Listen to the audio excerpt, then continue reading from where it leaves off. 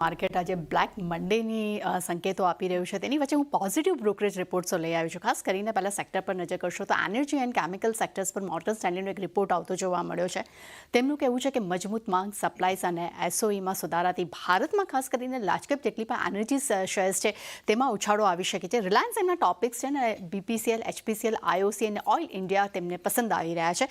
પરંતુ સાથે તેમનું એ પણ કહેવું છે કે મોટા ભાગના સ્પેશિયાલિટી કેમિકલ્સ છે તેના માટે તો અંડરવેટ રેટિંગ આપી રહ્યા છે.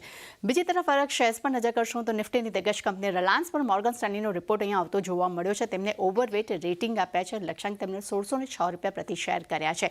તેમનું માનવું છે કે એનર્જીઝ માંગમાં જે ડાઉનસાઇડ જોવા મળી રહી છે તેની ઇમ્પેક્ટ જે છે કંપનીના કેશ ફ્લો પર જોવા મળી શકે છે અને બીજા મલ્ટિપલ પર તેની અસર જોવા મળી શકે છે. પરંતુ સાથે તેમનું એ પણ કહેવું છે કે બીજી જે ડાઉનસાઇડ આવી રહ્યું છે તેની કમ્પેરિઝનમાં આ કંપનીએ બીજી કંપનીની સરખામણીએ ખૂબ જ એક સારી રીતે પોતાને અહીંયા સંભાળી છે. તે સાથે તેમનું કહેવું છે કે હાલમાં કંપનીનું કેશ ફ્લો જે છે તે અત્યારે મજબૂત જોવા મળી રહ્યું છે. એટલે રિલાયન્સ માટે એક પોઝિટિવ રિપોર્ટ્સ આપણે કહી શકાય. આવાસ ફાઇનાન્સ પર મોર્ગન સ્ટેન્લીના રિપોર્ટ પર નજર કરશો. અહીંયા આપણને ઇક્વલ વેટ રેટિંગ જોવા મળ્યા છે. લક્ષ્યાંક તેમને 1780 રૂપિયા પ્રતિ શેર કર્યા છે.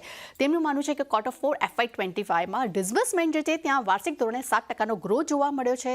HFCમાં Q4 FY25માં એક સિઝનલી મજબૂતી જોવા મળી છે. કંપનીનો AUM જે છે ત્યાં પણ વાર્ષિક ધોરણે 18% ગ્રોથ જોવા મળ્યો છે. એટલું જ નહીં, કંપનીએ ઘણા નવા સ્ટોર્સ જે છે તેમને બ્રાન્ચીસ જે છે તેમને ઉમેર્યા છે અને લગભગ કુલ જે તેમના બ્રાન્ચીસની અગર વાત કરશું તો 397 પર નંબર્સ આવતા જોવા મળ્યા છે અને લિક્વિડિટી પણ કંપનીની મજબૂત જોવા મળી છે. ડિક્સન ટેપર HSBCના રિપોર્ટ પર નજર કરશું. અહીંયા તેમને બાય રેટિંગ્સ આપ્યા છે. લક્ષ્યાંક તેમને 20,000 રૂપિયા પ્રતિ શેર કર્યા છે. તેમનું માનવું છે કે ચીન, વિયેતનામ અને થાઇલેન્ડ પર ઊંચા ટેરિફનો ફાયદો જે છે તે કંપનીને આવનારા સમયમાં થઈ શકે છે.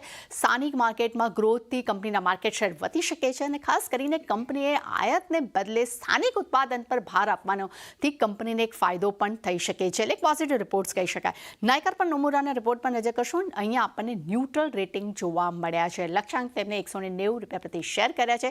તેમનું માનવું છે કે beauty and personal care GMV growth જે છે તે વાર્ષિક ધોરણે ઘટી શકે છે અને લગભગ તેમને ઘટીને 32 થી 31.7% વચ્ચે રહેવાના તેઓ અનુમાન આપી રહ્યા છે. નેટ રેવન્યુમાં પણ તેમને દબાણની તેઓ ક્યાંક ને ક્યાંક ધારણા રાખી રહ્યા છે. પરંતુ ખાસ કરીને ટિન્સમાં ફેશન જીએમાં ગ્રોથ જે છે તે ઊંચા રહેવાના પણ તેઓ અંદાજ આપી રહ્યા છે. એટલે એમ કહી શકાય કે ન્યુટ્રલ રિપોર્ટ આપણે જોઈ રહ્યા છે. અને છેલ્લે નજર કરશો ડિલિવરી પર મોર્ગન સ્ટેન્લીના રિપોર્ટ પર. અહીંયા આપણને ઇક્વલ વેટ રેટિંગનો રિપોર્ટ આવતો જોવા મળ્યો છે. લક્ષ્યાંક તેમને 320 રૂપિયા પ્રતિ શેર કર્યા છે.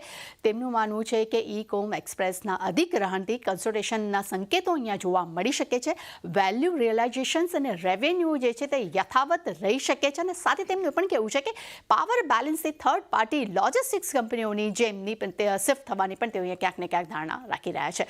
એટલે ચાની નો ડાઉટ માર્કેટ ભલે બ્લેક મંડે જેવા સંકેતો આપી રહ્યા છે પરંતુ બ્રોકરેજ રિપોર્ટ ખૂબ જ એક પોઝિટિવ તરફ આપણને દર્શાવી રહ્યા છે. જી તૃપ્તિ, આભાર આપનો આ સમગ્ર